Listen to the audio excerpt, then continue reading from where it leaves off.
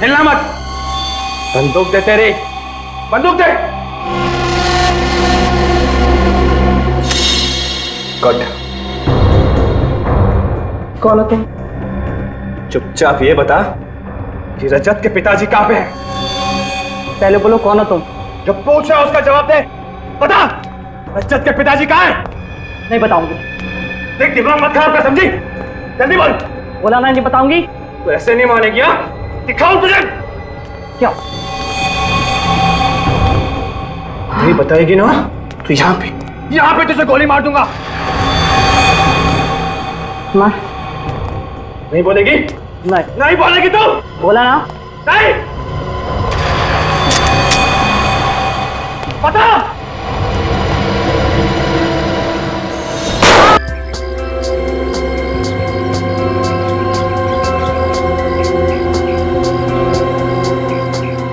सोनिया बेटा क्या कर रहे हो? जल्दी चलो, अगर स्कूल जाने में आज भी देर हो गई ना तो एब्सेंट लग जाएगी। बेटा गार्डन में खेलने का टाइम नहीं है, चल यहाँ से। माँ कितना रंग बिरंगे फूल है। सोनिया, सोनिया क्या कर रही है? यूनिफॉर्म गंदा हो जाता ना, टीचर डांटती ना। चलो अभी यहाँ से। माँ मुझे खेलना बहुत अच्छा लगता है। हाँ बेटा खेल लेना, लेकिन स्कूल के बाद, ठीक है? चलो।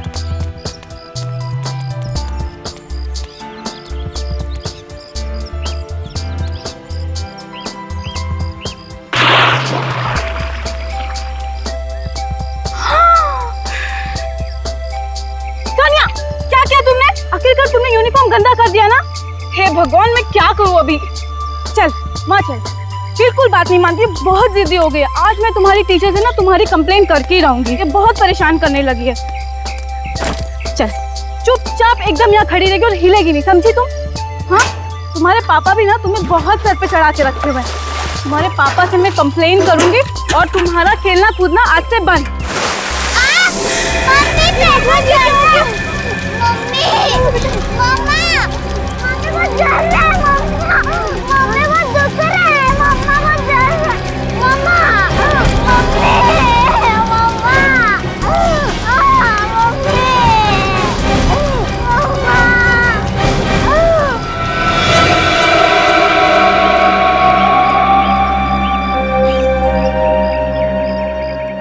सर, इतना भयानक नजारा ना ही मैंने कभी देखा ना ही सुना।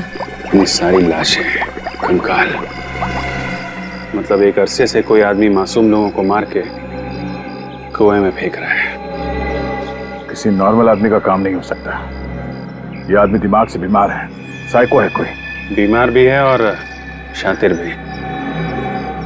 तभी तो इतने सालों से लोगों को मार के कुएं में फेंक रहा है और किसी को उसके जुर्म के बारे में पता भी नहीं चला। तो माँ और बेटी ने देख लिया, नहीं तो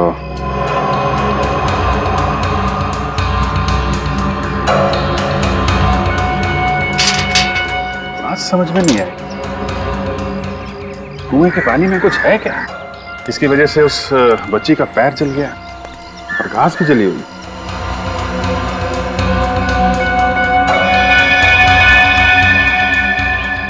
रमजीत, इतने सारे लोगों को अलग अलग जगह पे मार के यहाँ पे लाके फेंकना कोई आसान काम नहीं है। कहीं तो मारता होगा, कोई ना कोई जगह तो होगी जहाँ पे वो खून करता होगा। इस इलाके में ज्यादातर इन्वेस्टर के बंगले हैं जो ज्यादातर खाली रहते हैं या कोई रहता नहीं वहाँ पे। ये तो और भी अच्छा है उसके लिए। एक काम करते हैं, सारे बंगलों चेक करते हैं। कोई केयर टेकर, वॉचमैन, किसी ने कुछ तो देखा होगा। चौकीदार वगैरह तो दिख नहीं रहा। घर में कोई है भी कि नहीं? कोई तो है घर में, दरवाजा अंदर से बंद है।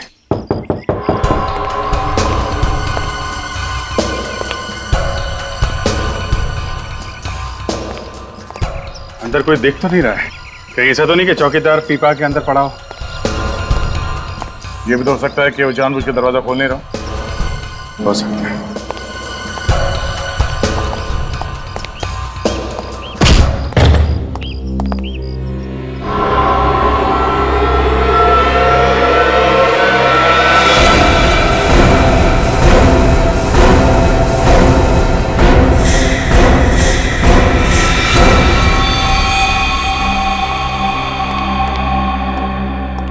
इतना सारा खून।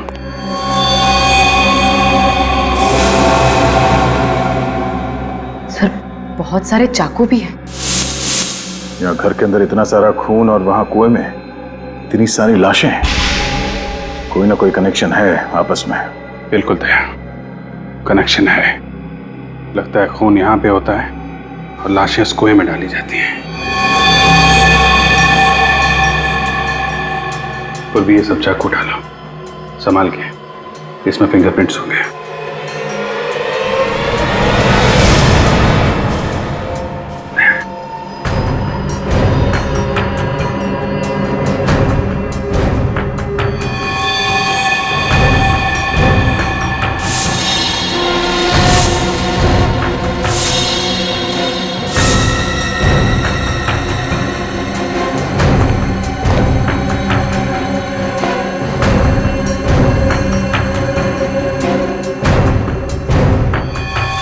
सर इसे तो किसी ने चाकू मारा है।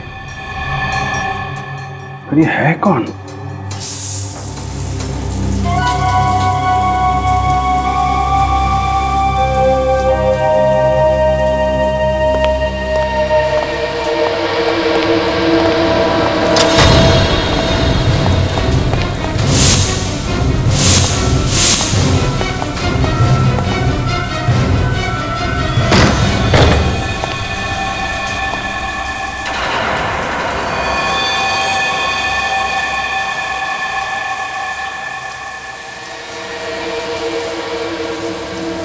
हाथों पर।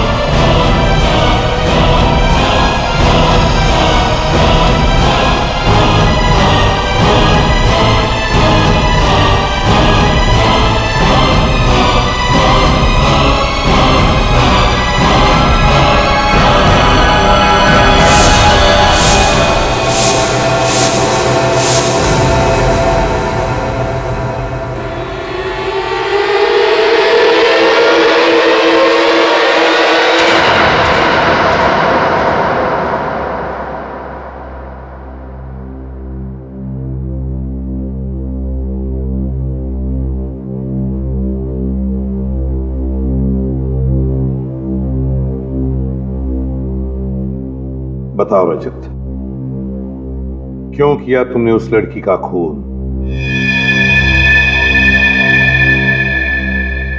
मैंने लड़की का खून? हाँ रजत, तुमने एक लड़की का खून किया है। चाकू मारा है उसे।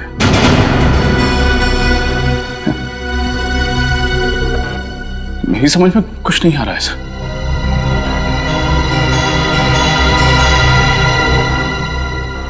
देखो रजत,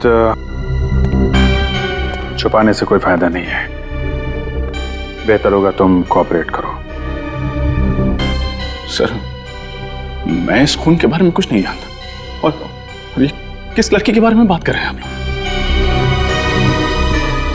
शायद इस फोटो को देखकर तुम्हें कुछ याद आने लगे। हाँ, हम इस लड़की की बात कर रहे हैं। इस लड़की की जानते हो? हाँ,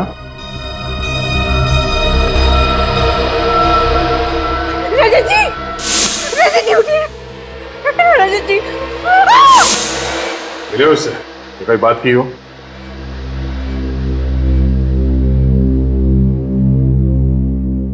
बोलो रजत।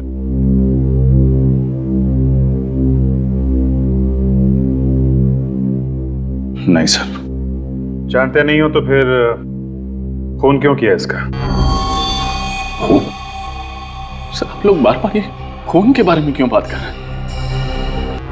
रजत, जिस बंगले में हमें इस लड़की की लाश मिली, उसी बंगले में हमें तुम भी मिले थे, और वो भी खून से लथपथ। और साळुंखे ने बताया कि वो खून इस लड़की का था।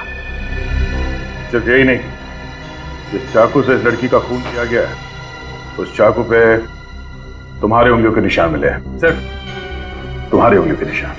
लेकिन सर मैंने कोई खून नहीं किया, नहीं मारा मैंने इसे। अगर तुमने इस लड़की को नहीं मारा तो फिर इसका खून तुम्हारे शरीर पर कैसे आया? तुम्हारे उंगलियों के निशान उस चाकू पर कैसे आए? क्या करने गए थे तुम उस घर में जहां पर इतने सारे चाकू और इतना सारा खून मिला? क्या करने गए थे?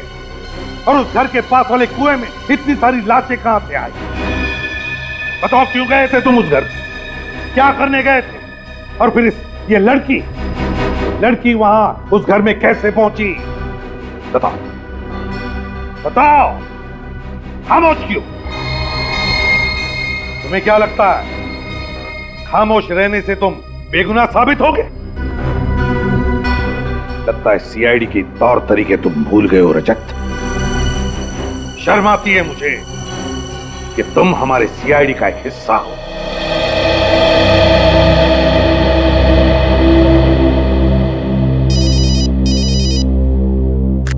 हाँ सोलंकी, क्या क्या कहा तूने? अच्छा, हाँ समझ गया मैं। ठीक है, सर रजत को साळुंखे के पास लेकर जाओ। बात कैसा? साळुंखे इसकी ब्लड टेस्ट करना चाहता है।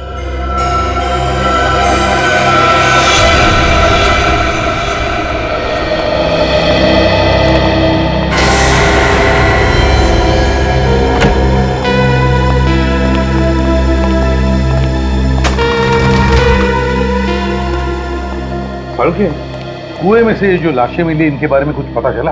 हाँ बस, इन लाशों का और कुएं के पानी का मैंने टेस्ट किया है। वो पानी तो पीने के लायक ही नहीं है। उस पानी में तो बहुत ज्यादा मात्रा में सल्फेट मिला हुआ है। सल्फेट?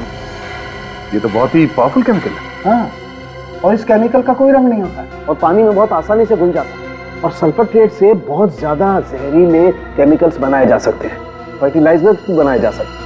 और अगर किसी चीज में इसकी बहुत ज्यादा मात्रा मिला दी जाए तो इंसान का मांस, उसकी चमड़ी, उसकी हड्डियां, यहाँ तक कि मेटल और पत्थर को भी मिनटों में पिघला देता है।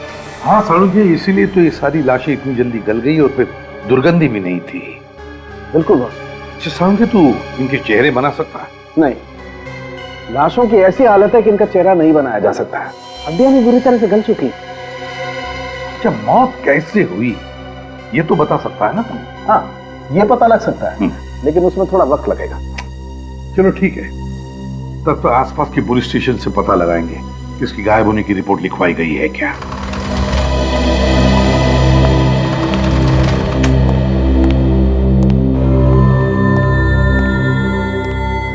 सर, हाँ, इस लड़की का पता चल गया सर। डेल्टा हॉस्पिटल में काम करती है। डेल्टा हॉस्पिटल में? ठीक है, निखिल, रजत की टेस्ट होने के बाद इसे ब्यूरो ले जाओ और जब तक हम नहीं आते इस पर कड़ी नजर रखना। चलो।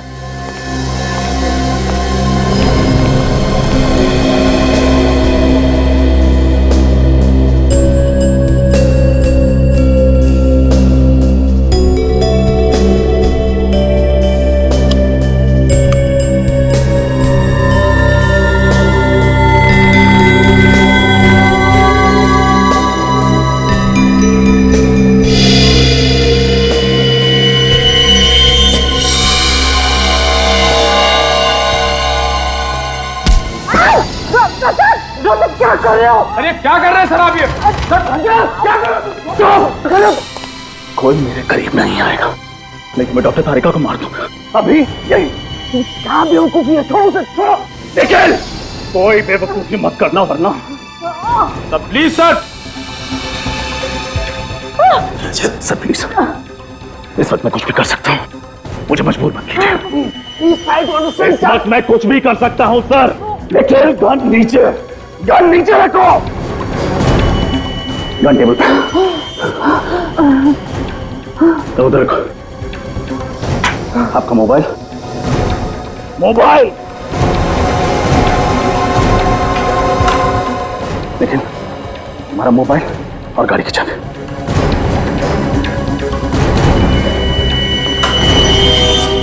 सर आप ठीक नहीं कर रहे हैं सर। दोनों लोग पीछे। तुम पीछे छोड़ दो उसे, क्या कर रहे हो तुम? निखिल लैंडलाइन की तार काटो। निखिल लैंडलाइन की तार काटो। तुम क्या चाहते हो रजत? ये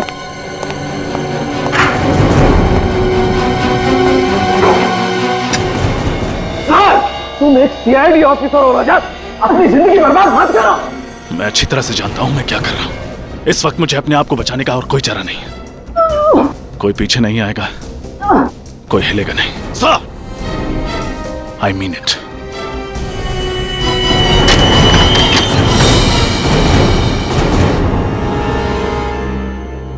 इसे जानती हो? जी सर, ये तो साशा है, हमारे हॉस्पिटल में नर्स है। पर सर, इसे क्या हुआ है? इसका खून हो गया।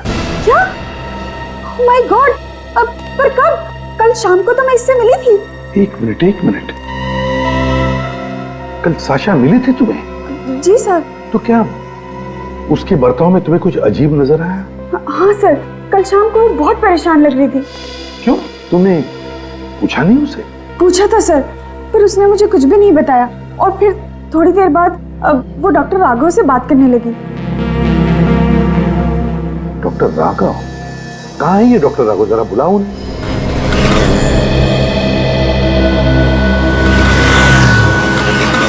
रजत, कर क्या रहे हो तुम? होश में तो हो? मैं होश में ही हूं डॉक्टर तारिका, और मैं जानता हूं मैं क्या कर रहा हूं। गलत हो, फिर भी? क्या करूं, हालात ही कुछ ऐसे हैं। पागल हो गए तुम, पागल। एसीपी सर को पता चलेगा ना तो बुरा हाल करेंगे तुम्हारा। अरे जब उनको पता चलेगा तो उन्हें भी देख लूंगा मैं।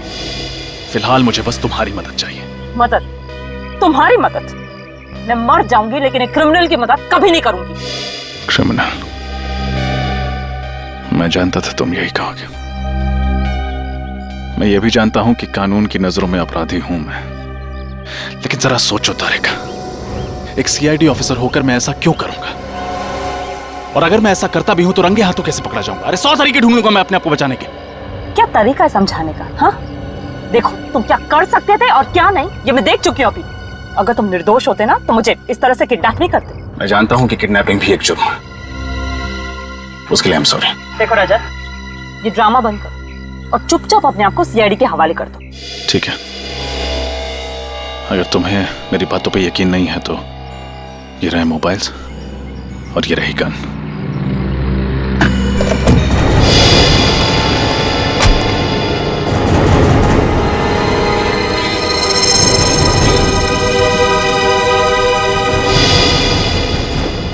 डॉक्टर राघव, आपके हॉस्पिटल की नर्स साशा कल कुछ टेंशन में थी, तो उसने तुम्हारे साथ कुछ बातचीत की ना? जी सर। क्या क्या बातचीत हुई, जरा बताइए। एक मरीज के बेटे ने उसे डांट दिया था सर, तो थोड़ी टेंशन में थी वो, तो मैं उसे समझा रहा था बस। कौन सा मरीज? मिस्टर विनय सर, उन्हीं के बेटे ने उसे डांटा था। शायद आप जानते भी होंगे उन्हें, वो भी सीआईडी में काम करते हैं, सीआईडी इंस्पेक्टर हैं, मिस्टर रजत नाम है उनका। क्या?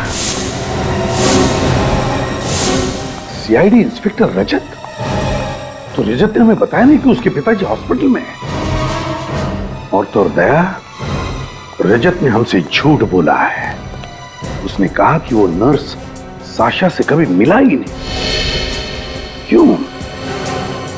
अच्छा, उसके पिताजी अभी भी हॉस्पिटल में एडमिट है? जी हाँ सर।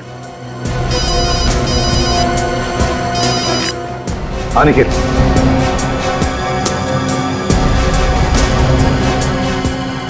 क्या?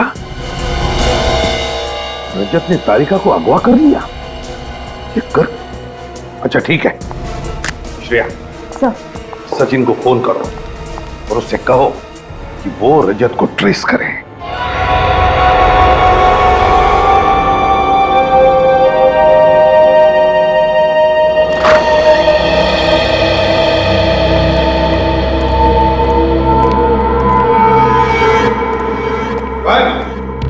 पता नहीं सर, इसी बेड पर तो थे।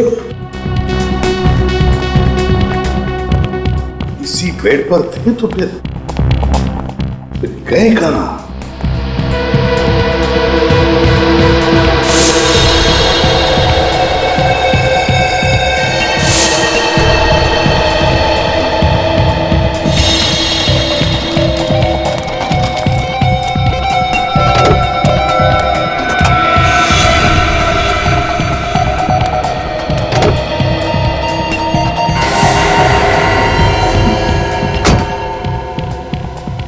डोंट वरी, मैं तुम्हारा साथ देने के लिए तैयार हूँ। Thank you Tarika.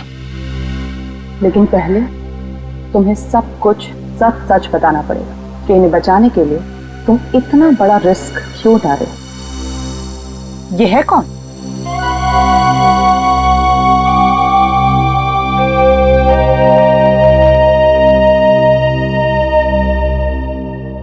I'm sorry, Papa. I'm really very sorry. अपने काम में बिजी रहा, आपको वक्त नहीं दे पाया। क्या कहूं, ड्यूटी कुछ ऐसी है।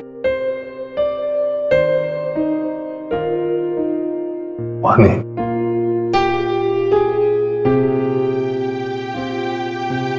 वानी,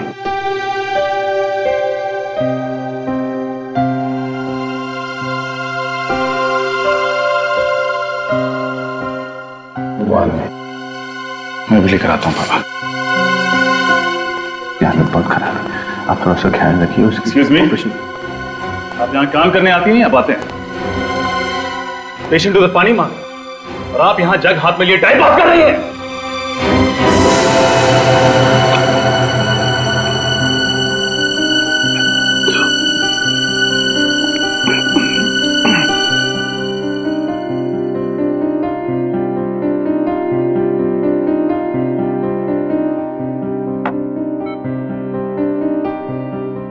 खून खून चिट्ठी के पास बंगलो, सबूत मिटा दो,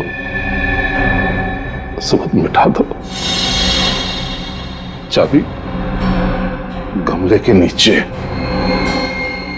आशीष बंगलो। मदद करो बेटा, मदद करो बेटा।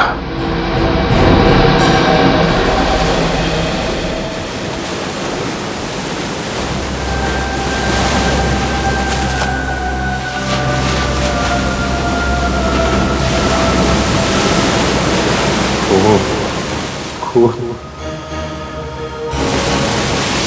मदद करो बेटा, सबूत मिटा दो बेटा। चिट्ठी के पास आशीष बंगलो। पापा से कहीं कुछ गलत तो नहीं हो गया? नहीं नहीं, पापा ऐसा क्यों करेंगे? जरूर ये पापा का कोई भ्रम होगा, दवाइयों के हैवी डोज का दिमाग पर असर पड़ा होगा। लेकिन अगर ये उनका भ्रम नहीं हुआ तो एक सीआईडी ऑफिसर होने के नाते मुझे उनकी बातों को नजरअंदाज नहीं करना चाहिए। एक बार उस बंगलों पे जाके देखता हूँ, हो सकता है ये उनका भ्रम ना हो, हकीकत हो।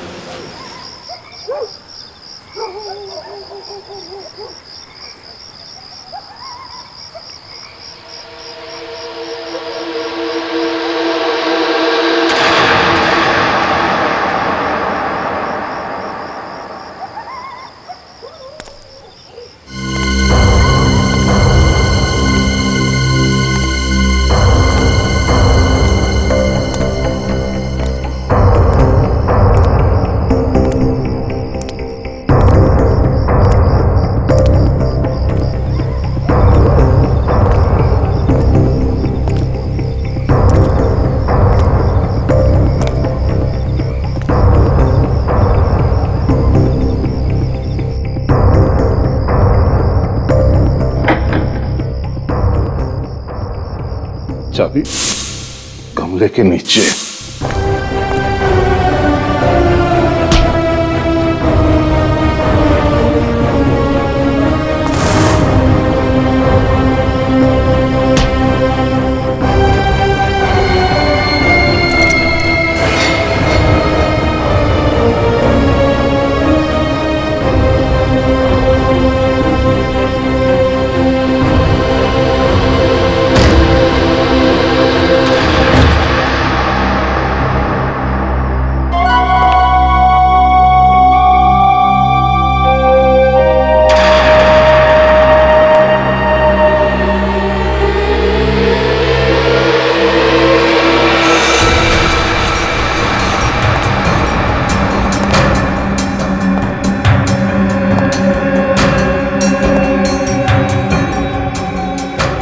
पापा ने जो कुछ भी कहा सब सच निकला।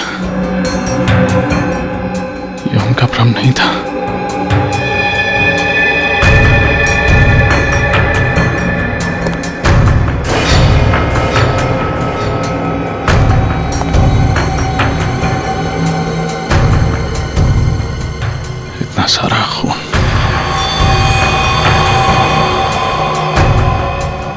सर, ऐसा क्या हुआ है यहाँ पर? कहीं कोई लाश भी नहीं।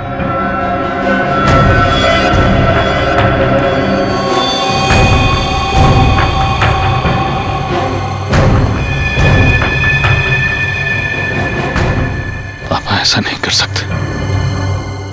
वो ऐसा क्यों करेंगे? वो किसी का खून क्यों करेंगे?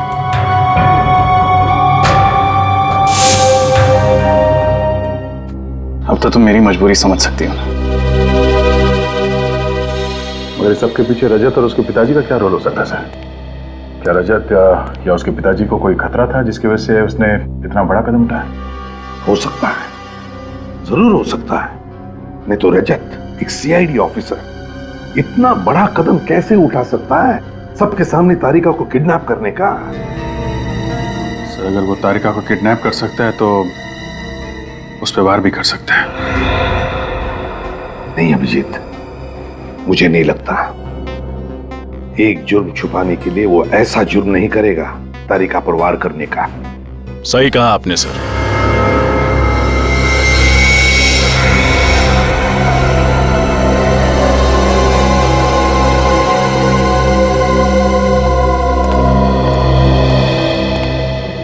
रजत, सर मैं अपने आप को सरेंडर करने आया हूं। ये निखिल की गन, ये मोबाइल्स। निखिल,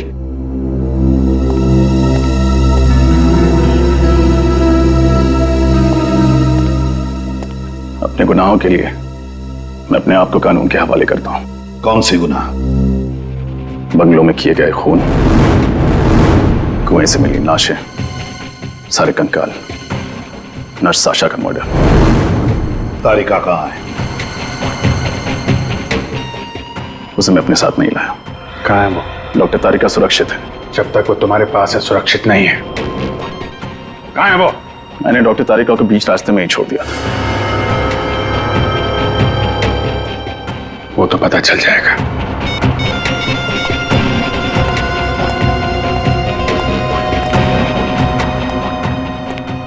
तुम्हारे पिताजी कहाँ हैं? सर, वो मैं नहीं बता सकता। क्यों नहीं बता सकते? आप मुझसे कुछ और पूछिए, लेकिन अपने पिता के बारे में पूछे गए सवालों के जवाब मैं नहीं दे पाऊंगा। तुम्हें जवाब देना ही पड़ेगा, समझे? तो बताओ, तुम्हारे पिताजी का उस बंगले से उस नर्स साशा के साथ क्या कनेक्शन है? क्या कनेक्शन था? और फिर डेल्टा हॉस्पिटल से क्या वो जुड़े हुए हैं? जवाब दो रजत। आई am sorry sir,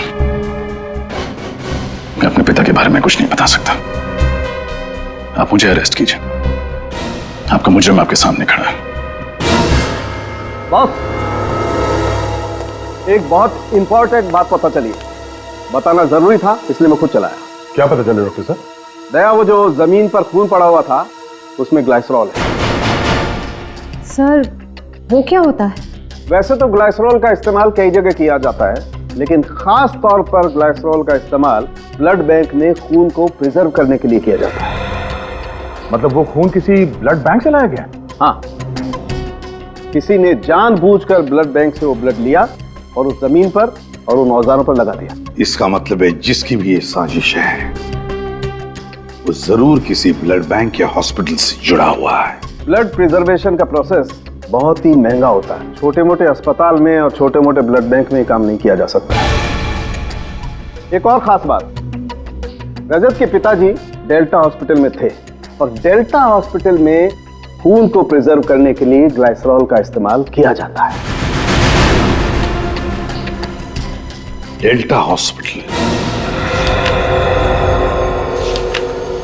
doctor Anoop, doctor Anoop, doctor Anoop. Sir, ये सारे रिसर्च डॉक्टर अनूप के नाम पर है? दया, इस डॉक्टर अनूप को ही इतने सारे खून के बॉटल्स की जरूरत क्यों पड़ी? और सर, पिछले 2 दिनों में ही उन्होंने ये सारी बॉटल्स ली हैं। सर शायद ये डॉक्टर अनूप ही इन सारे गुनाहों का करता धरता हो सकता है रे यार, हो सकता है। ये डॉक्टर अनूप कहाँ मिलेंगे? वो तो कुछ देर पहले ही चले गए। चले गए? कहाँ चले गए? ये तो पता नहीं सर, लेकिन उनके लिए एक कॉल था। उन्होंने कुछ देर फोन पे बातें की और फिर तुरंत चले गए। किसने कॉल किया था? किसी केमिस्ट शॉप से फोन था। कौन सा केमिस्ट शॉप? ये तो पता नहीं सर, लेकिन आपको उनका नंबर मिल जाएगा। सर एक बात समझ में नहीं आ रही है, रजत सर ऐसा क्यों कर रहे हैं? क्यों सच को छुपा रहे हैं? सब कुछ ठीक हो जाएगा निखिल, बस एक बार पता चल जाए कि उस अस्पताल में क्या हो रहा है। सर वो अपने पिताजी के बारे में कुछ बताते क्यों नहीं है?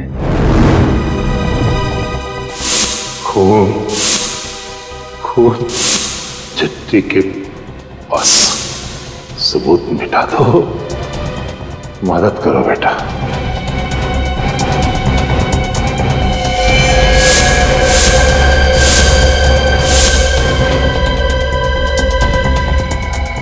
किसी ने जानबूझकर ब्लड बैंक से वो ब्लड लिया और उस जमीन पर और उन औजारों पर लगा दिया। एक और खास बात, रजत के पिताजी डेल्टा हॉस्पिटल में थे और डेल्टा हॉस्पिटल में खून को प्रिजर्व करने के लिए ग्लाइसरॉल का इस्तेमाल किया जाता है। मालूम है आज हॉस्पिटल में क्या हुआ है? कैसे? एक आदमी अपनी बीवी की कंप्लेंट करने लगा एसीपी साहब से। कहने लगा कि उसकी बीवी उसे मारती है, उससे काम करवाती है। अब सीआईडी के पास क्या यही काम बचा? लोग भी अजीब अजीब कंप्लेंट लेके आते हैं हमारे पास।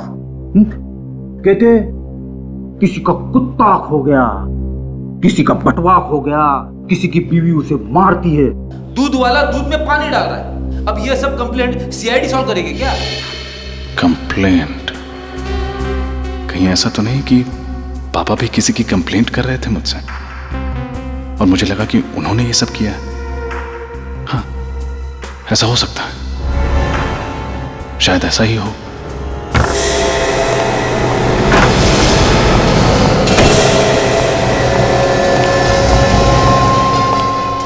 कहाँ जा रहे हो आप? रुक जाइए वरना।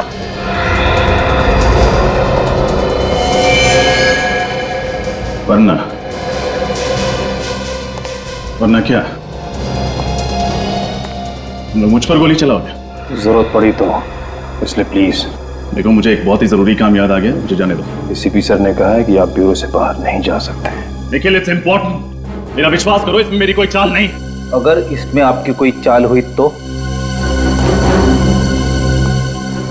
रेडी, अगर मुझे भागना ही होता तो मैं अपने आप को सरेंडर क्यों करता? प्लीज मेरी बात मानो, इस वक्त मेरा यहां से जाना बहुत जरूरी है। प्लीज।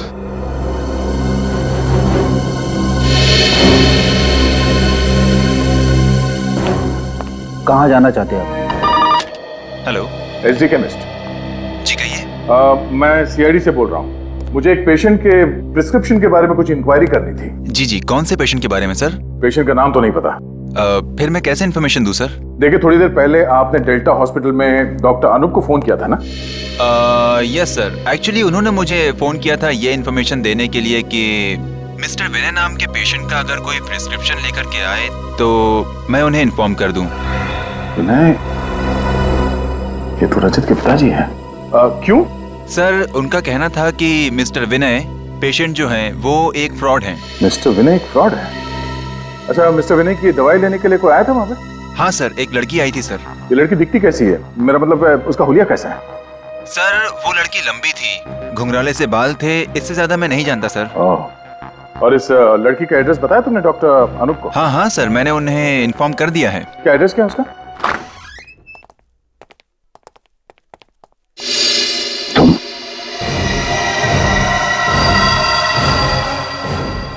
बेटी ये यहाँ कैसे?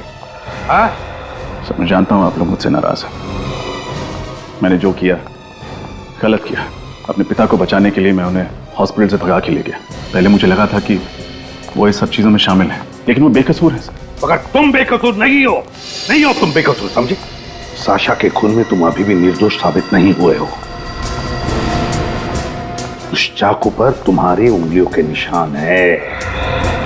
तुम्हारे पिताजी इस वक्त कहाँ है रजत? क्यों सर?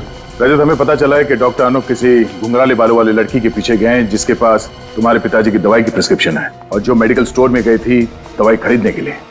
क्या? क्या हुआ? तुम उस लड़की को जानते हो? हाँ सर, वो घुंघराले बालों वाली लड़की डॉक्टर तारिका है।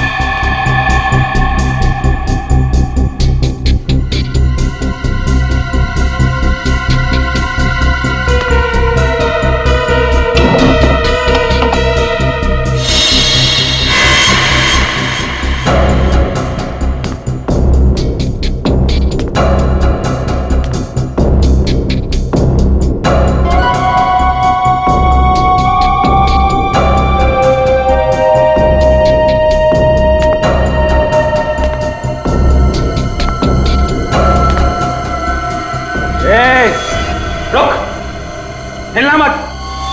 बंदूक दे तेरी, बंदूक दे। कट। कौन हो तुम? चुपचाप ये बता कि रजत के पिताजी कहाँ पे हैं? पहले बोलो कौन हो तुम? जो पूछा उसका जवाब दे। बता, रजत के पिताजी कहाँ हैं? नहीं बताऊंगी। देख दिमाग मत खराब कर, समझी? जल्दी बोल। बोला ना नहीं बताऊंगी। तो ऐसे नहीं मानेगी? हाँ, दिखाओ तुझे। क्या? नहीं बताएगी ना तो यहाँ पे तुझे गोली मार दूंगा। मार। नहीं बोलेगी? नहीं बोलेगी तू? बोला ना। नहीं। बता।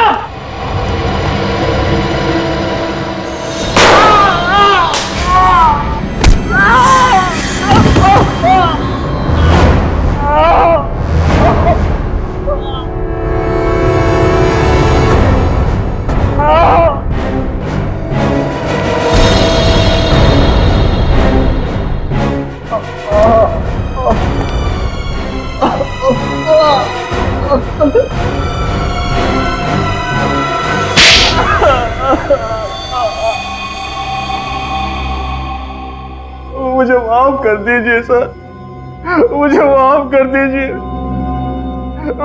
मैं ही कातिल हूँ, मैंने ही सारा खून किया सर। एक डॉक्टर होकर शैतान का काम किया तुमने। क्यों किए ये खून? क्योंकि लालच में सर, मैं एक ऑर्गन्स का रैकेट चलाता था सर। पेशेंट के शरीर से आग निकालता था और उन्हें बेचता था, जिससे मुझे बहुत रुपए मिलते थे सर। और सबूतों को मिटाने के लिए तुम लाशों को उस कुएं में फेंकते थे जिसमें तुमने पहले से सल्फेट्रेट मिलाया हुआ था। हाँ सर। रजत को क्यों फंसाया तुमने? रजत के पिताजी ने मेरी और शाशा की सारी बातें सुन ली थी सर, और उन्होंने वो सारी बातें रजत को बता दी। मैं जानता था रजत एक सीआईडी कॉप है, वो उस बंगले में जरूर जाएगा और मैं और शाशा पकड़े जाएंगे। इसलिए उस दिन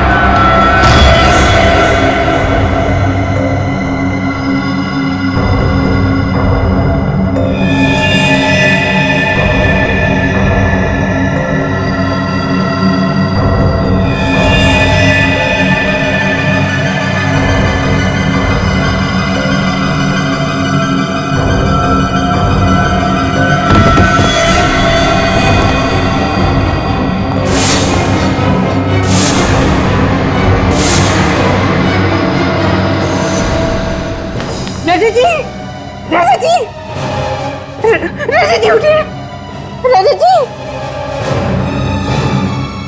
रजत जी उठिए ना, क्या हो गया आपको? उठिए ना रजत जी।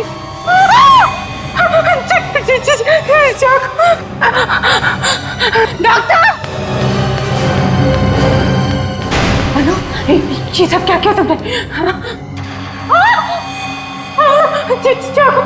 अनु, नहीं, मैंने कुछ नहीं देखा, मैं किसी से कुछ नहीं कहूंगी, मुझे मत मारो। लेकिन साशा को क्यों मारा तुमने? साशा मुझसे बहुत प्यार करती थी और ऑगस्ट का रैकेट चलाने में मेरी मदद भी करती थी, मेरी साथी थी वो। लेकिन अचानक पता नहीं उसे क्या हो गया, वो मुझे ब्लैकमेल करने लगी सर। इसीलिए मैंने एक वार से 2 शिकार कर लिए। साशा को भी मार दिया सर, उसका सारा इल्जाम रजत पे डाल दिया सर। तुम्हें क्या लगा कि सीआईडी को फंसाकर तुम बच जाओगे? लेकिन तुमने ये नहीं सोचा कि सीआईडी को फंसाकर तुम अपने लिए ही फांसी का फंदा तैयार कर रहे थे। इतने मासूम लोगों की जानें ली, किस लिए? पैसा कमाने के लिए, गलत रास्ते से।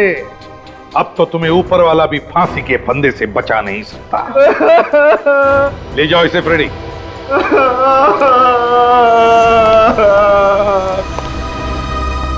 आई एम सॉरी सर, मैंने रजत, एक बात हमेशा ध्यान रखना, एक सीआईडी ऑफिसर के लिए रिश्तों से ज्यादा फर्ज होता है।